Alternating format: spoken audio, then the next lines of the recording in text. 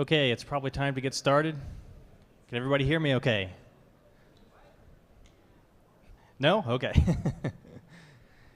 Okay, my name is Michael Rash. I'm the CTO of a network security company called Celerics.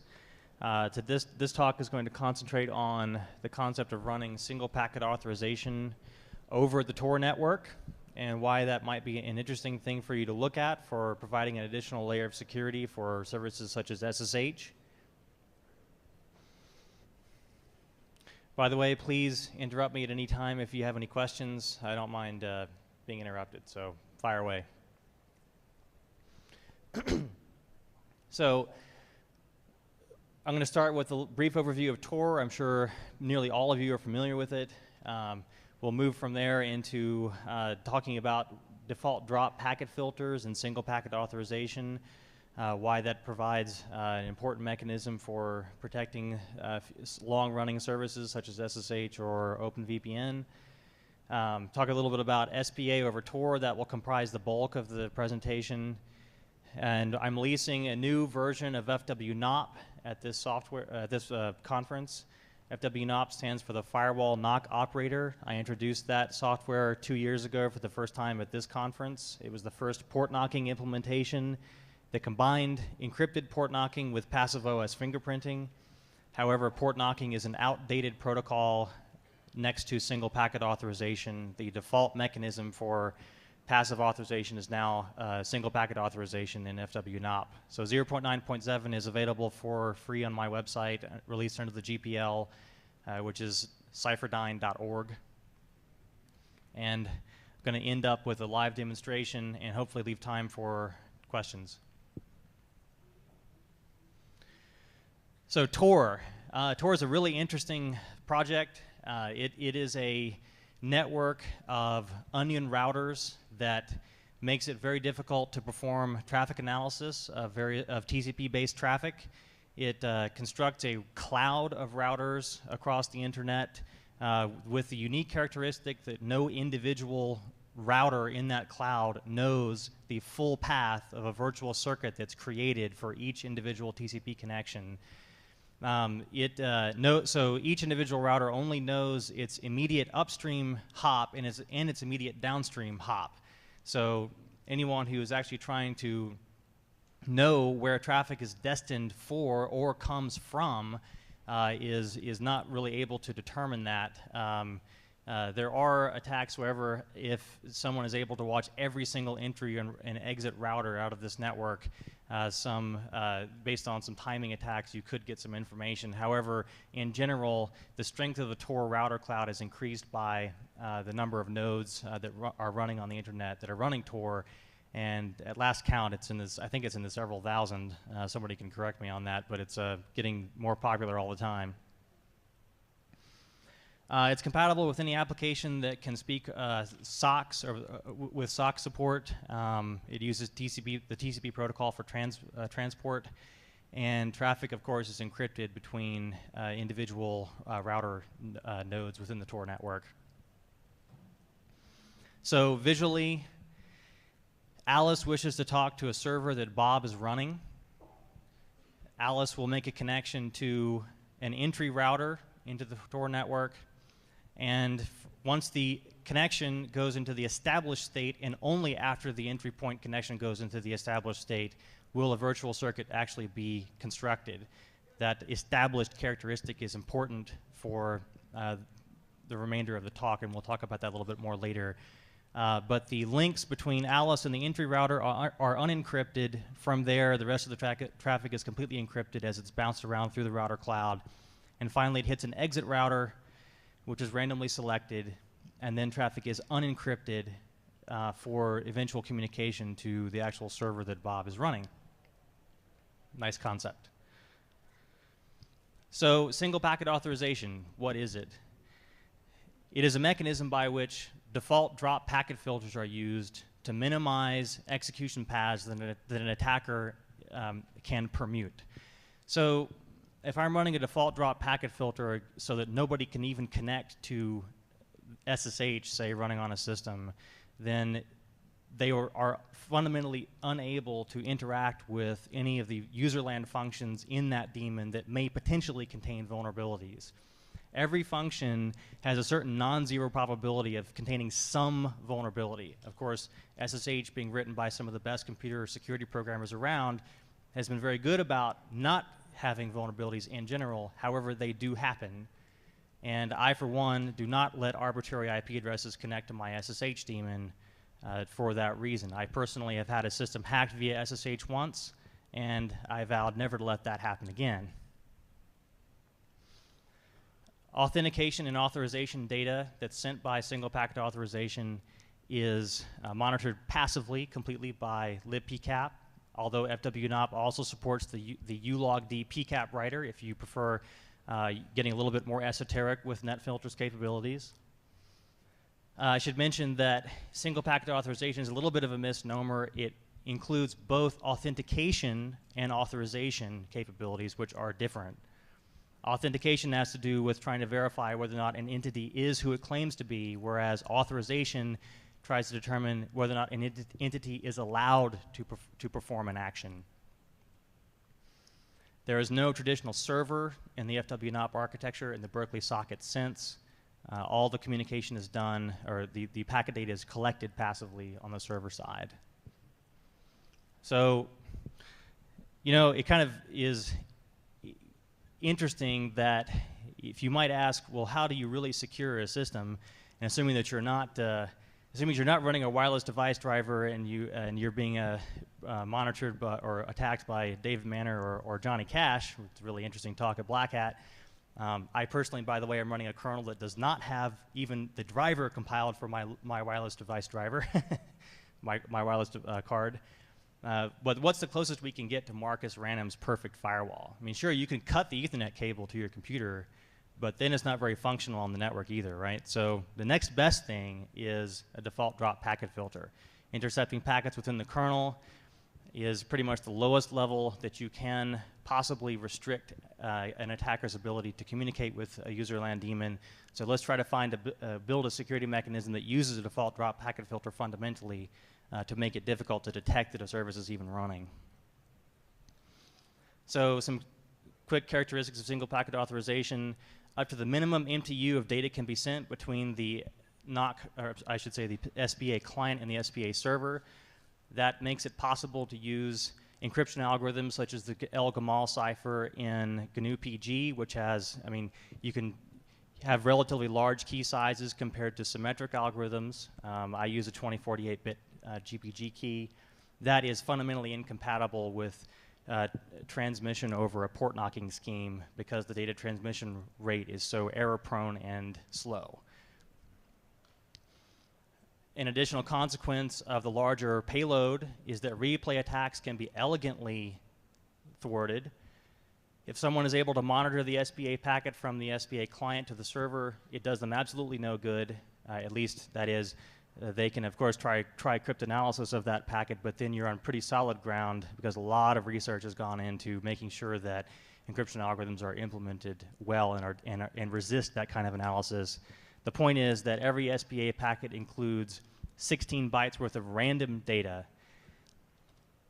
And on the server side, if the server side tracks all the MD5 sums of the valid encrypted packets, if a new packet is seen that has the same MD5 sum as any of the previous packets that have been seen, then no action is taken whatsoever and an alert is sent. By default, SBA uses UDP for transport. You will note that's a little bit different from the Tor requirement of using TCP. But if you are using SBA without using Tor, you can spoof the packets because only a single packet is sent. That's kind of a nice consequence.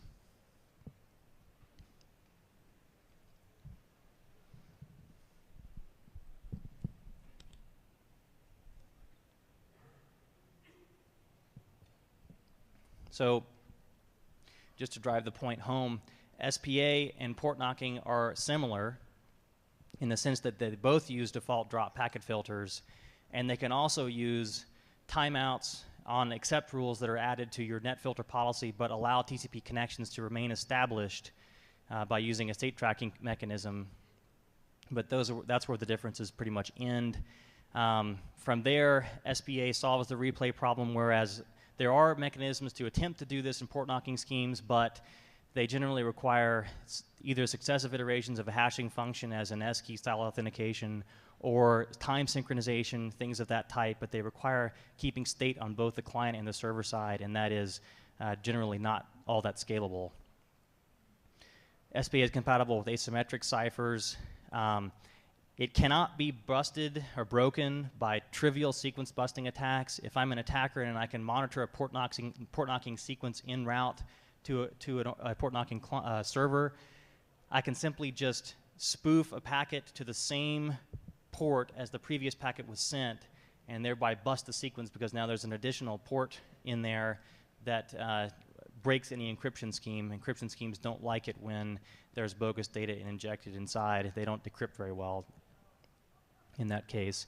And of course, port knocking implementations look like port scans when they're sent over the wire. And an intermediate IDS has no way to be able to tell that this sequence of connections to ports is not actually a port scan. So in the SBA architecture, we will see how this gets changed when we run the packets over the Tor network. But essentially, who can sniff what? We have an SBA client here at the upper left who wishes to authenticate to the SBA server that's running here on this brick wall, this firewall. This is NetFilter in the FWNops case. And it is possible, because we are just sending a single packet across the wire, that we could send the packet to this dummy target IP. But as long as the FWNops sniffer that's running here, which is essentially an authenticating Ethernet sniffer, can monitor that packet en route, the firewall rule set can be changed here to allow the actual connection to come from the SBA client. An attacker, of course, can monitor any of these communications, but as I said before, replay attacks are not useful in the SBA case. Okay, so this sort of concludes the SBA portion. Before we get into talking about Tor, but I wanted to mention something.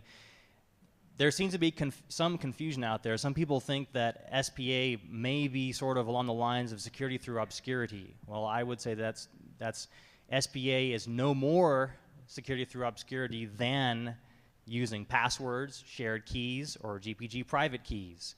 SBA is additive. It's not as though we're using SBA as the complete security mechanism for a protocol such as SSH.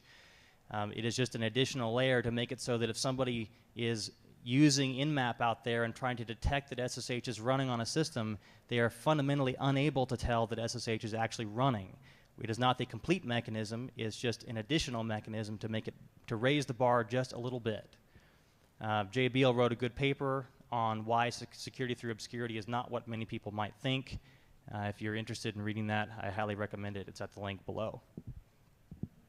Okay, so single packet authorization over Tor. Well, why not always just run SSH connections over Tor? You can do this, of course, and that provides an additional layer of protection in the sense that traffic analysis is now difficult to do. You can't detect that as an attacker, that you're able to see where an SSH connection is going or where it's coming from.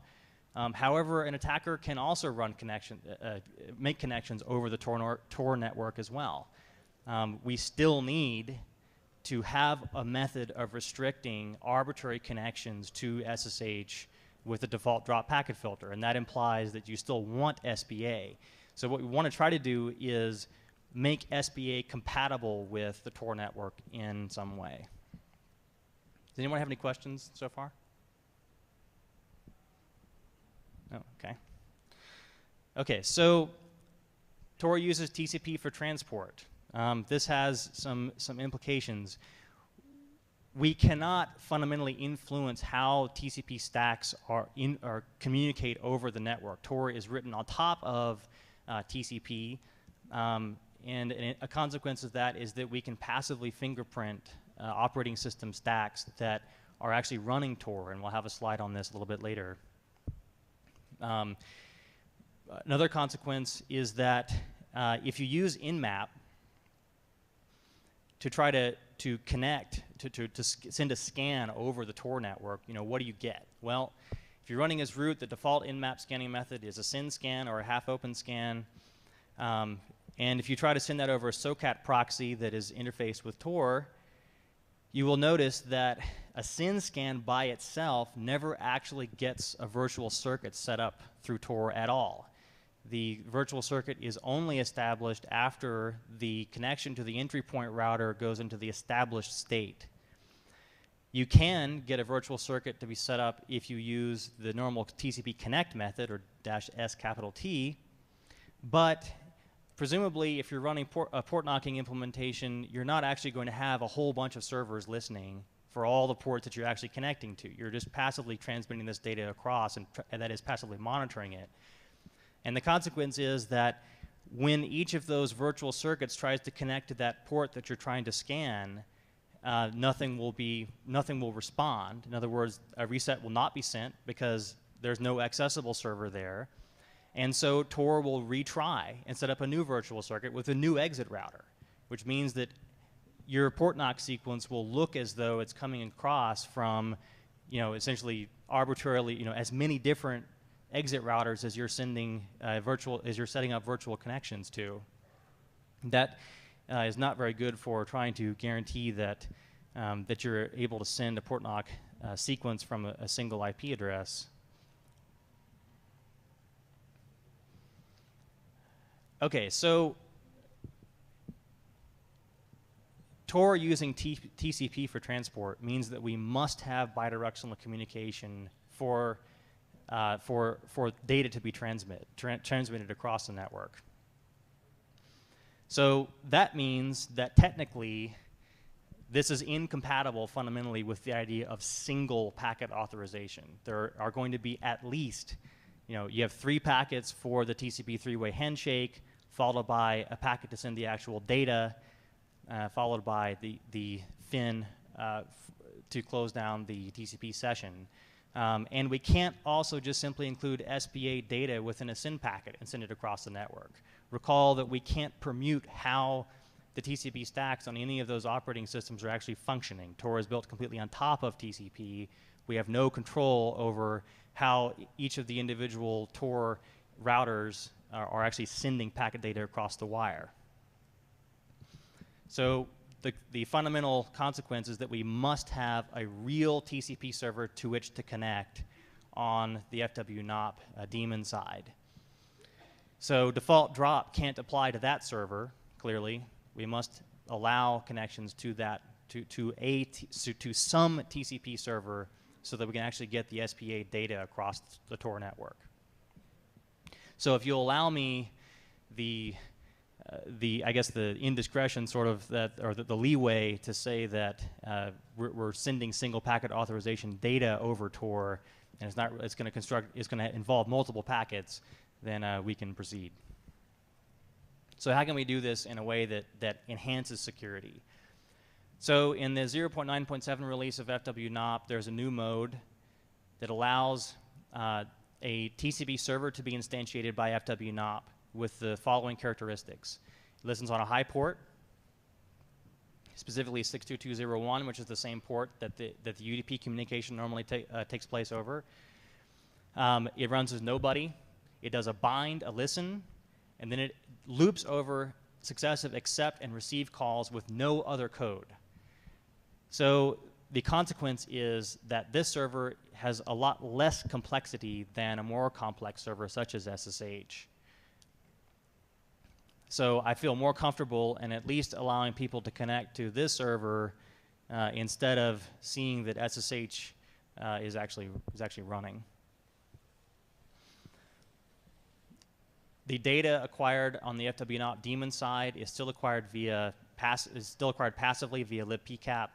It doesn't actually listen on the daemon side doesn't actually look for the packet data over that established TCP connection to 62201 via a receive. It actually still monitors the packet data passively, so it's compatible with also sending the SPA data over the UDP port 62201, as long as you don't also filter that port out of your PCAP filtering statement.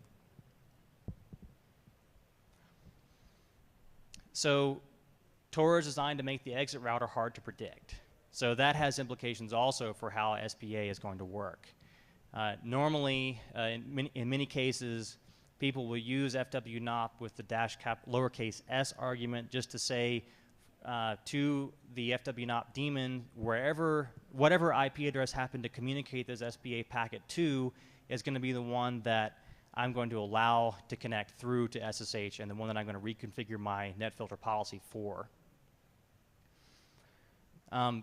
That, unless map address is used within the Tor network, presents a problem, because once the SSH connection is made over the open internet, then the IP address from which it originates is going to be different than the exit router IP address that the SPA packet was sent from via Tor.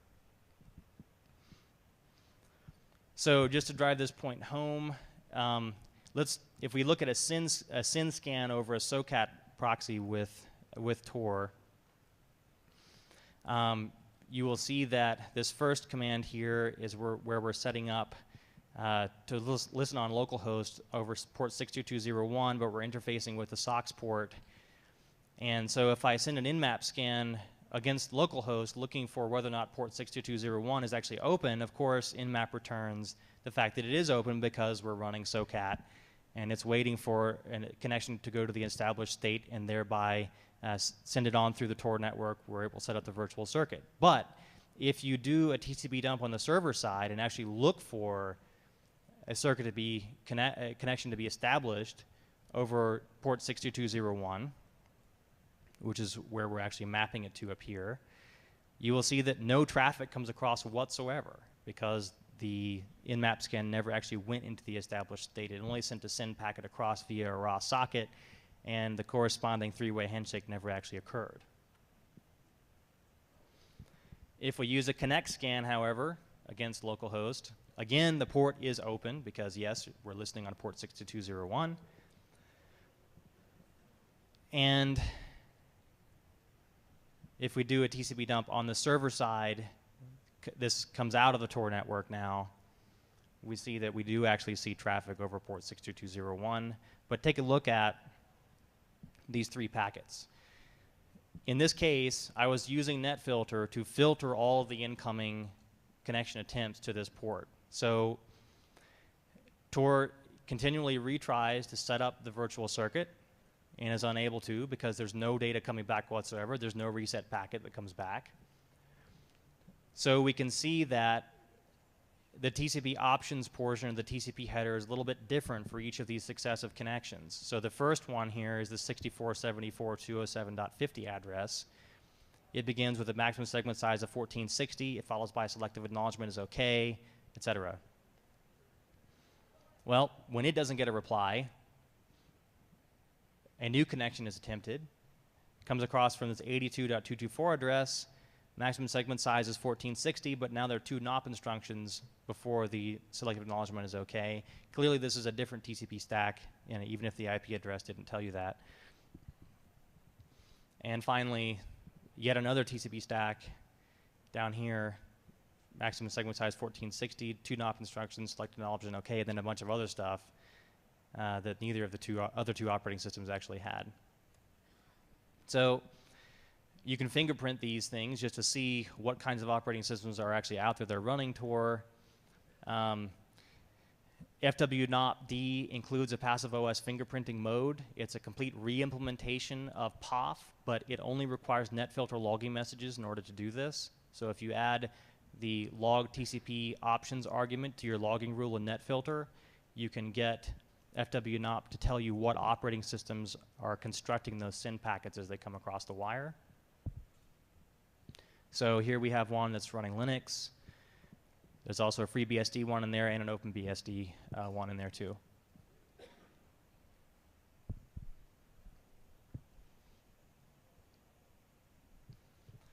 Okay, so over the Tor network, what do we see?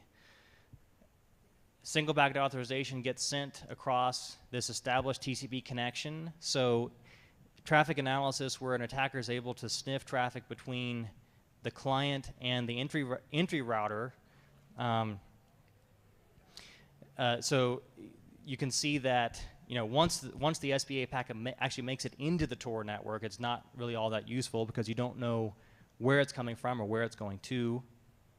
All you see is a TCP connection that contains this seemingly strange-looking data.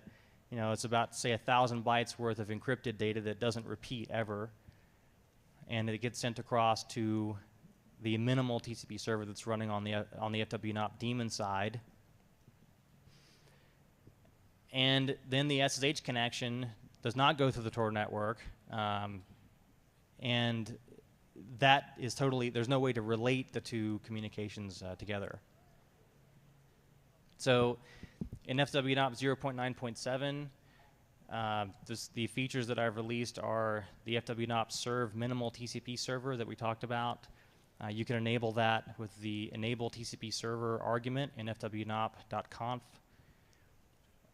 This next bullet is kind of interesting. If you use FWNOP against multiple hosts, but because the FWNOP command line is a little bit complicated and you don't want to have to always remember exactly which GPG key you're actually using for which host, you can use this last host argument to specify which command line arguments you would want it to run. It keeps state with respect to those arguments for each host that you run it against. I ported the OpenSSH patch to SSH, OpenSSH 4.3 P2. I'll give a demonstration of this a little bit later. There was a vulnerability in the cryptcbc module where the initialization vectors would result in weak encrypted data, so I needed to update that. Updated also not to advertise the FWNOP client to whatismyip.com. We will see that we're able to use automatic resolution against whatismyip.com in order to tell what the external address may be that you're going through if you're behind a NAT. Okay, live demonstration.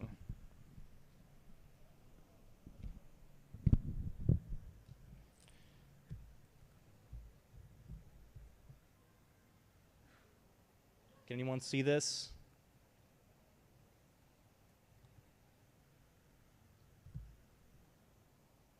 Yes? Okay. What's that? The lights? These lights? Yeah. Whoa. Okay, can you see that? All right.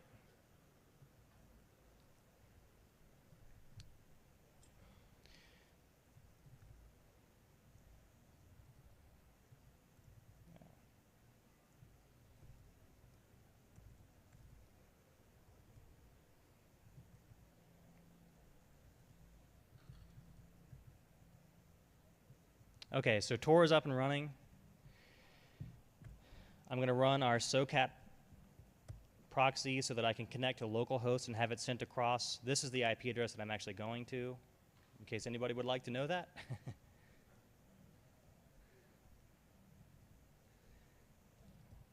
So right now, I'm running nmap in a watch window so that I can tell exactly when SSH is filtered and when it isn't filtered from the NAT that I'm going out here from the Defcon network. I'm sorry? Okay. Is that good? Okay. Is the one on the left okay?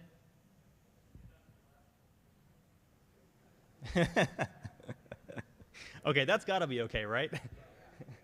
Okay. Okay, so you can see that SSH is currently filtered on this IP. So I'm going to use that last command line argument that I told you about. The host name is spa-tor. And what's happening here is, excuse me, no, it's localhost. Okay.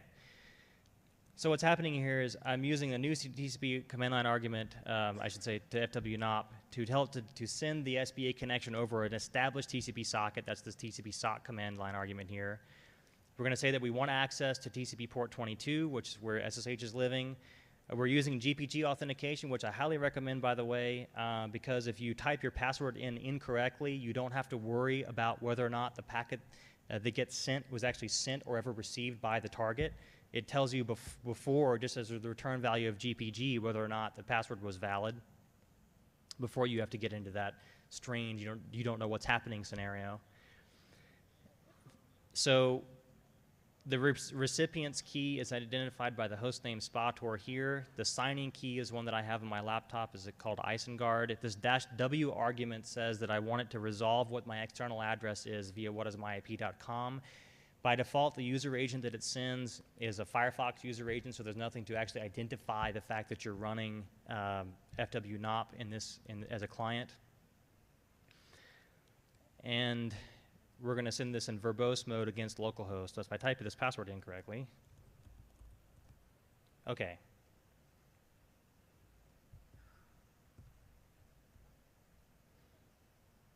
Now, if everything worked,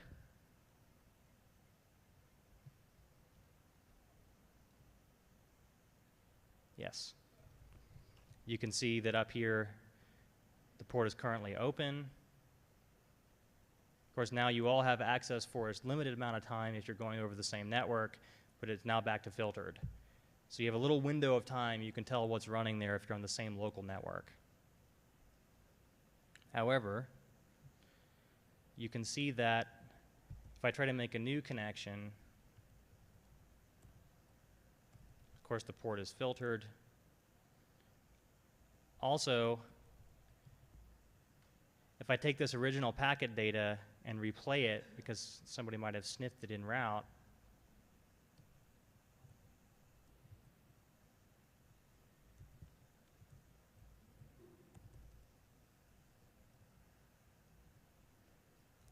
before I do that,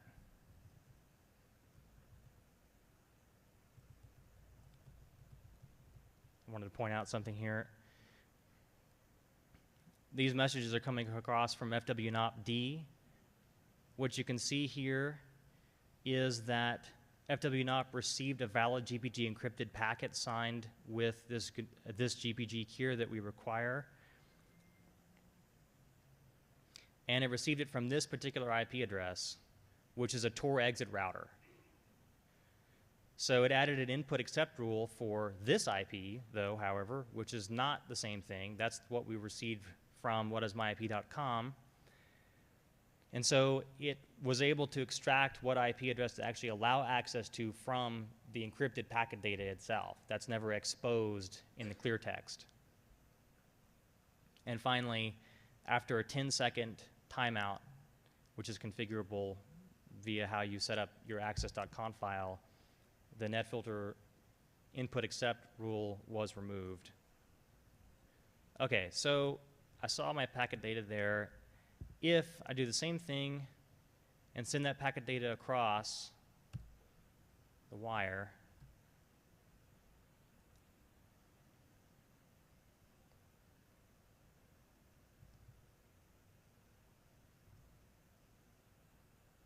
the port is still filtered.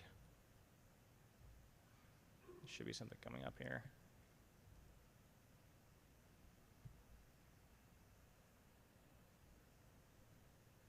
Try that one more time. Yeah.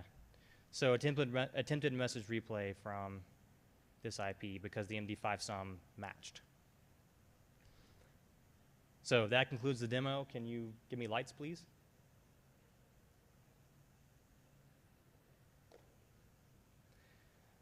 And finally, if you're looking for updated versions of these slides, they're a little bit different from what's on the cont'd. Oh, is that not showing up there? Let's see.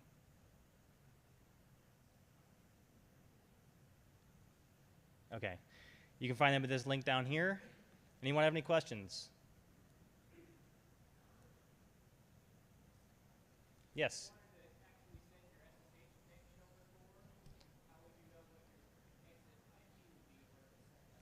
Right, so the question was, if I actually wanted to send the SSH connection also over Tor, How would I know what my exit IP is? And what you'd need to do to be able to make that work is use the map address functionality in Tor to get that to work.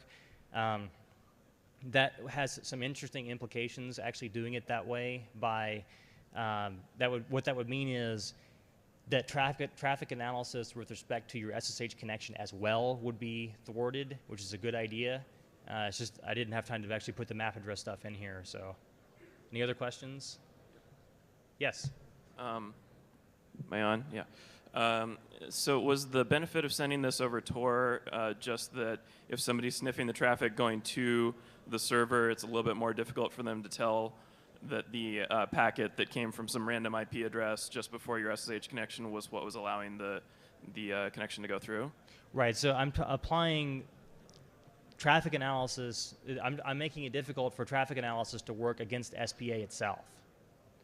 So someone, say for example, here on this internal network, that was able to see that there were, if I was not running it over Tor, they could see that there is a, by default, if a packet goes over port 62201 UDP and they're looking for that, they might know that SPA is actually running and have an idea, therefore, that some packet filter may get modified as a result.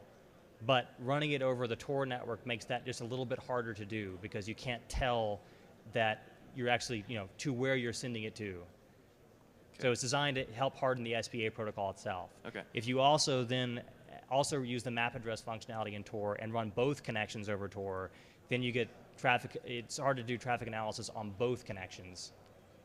Had another question, but it's getting hard to hear you, so I'll probably just go up there. Okay. Any other questions?